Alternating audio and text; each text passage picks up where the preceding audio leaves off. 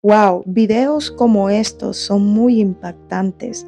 Ver cómo un niño en medio de la necesidad que hay en su hogar decide salir a las calles y trabajar en su corta edad.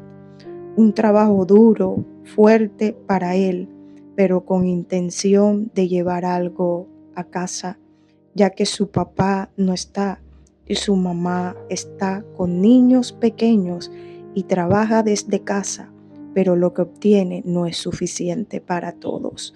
Wow, para muchos la vida es difícil, para otros tienen muchas cosas en abundancia y aún así no lo valoran.